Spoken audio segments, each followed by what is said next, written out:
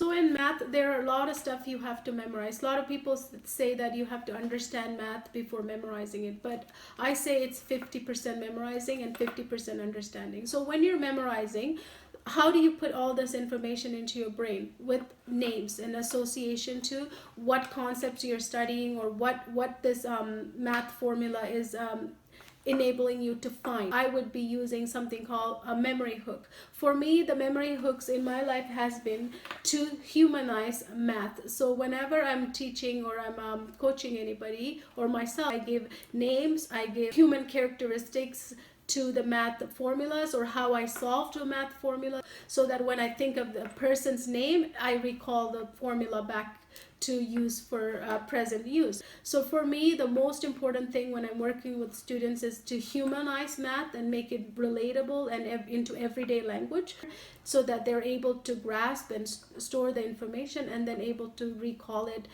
by remembering the funny story that I told them, or a funny name, rather than just a plain old formula. So if you're just putting in formulas in your brain, it would be really hard to take them out later when you need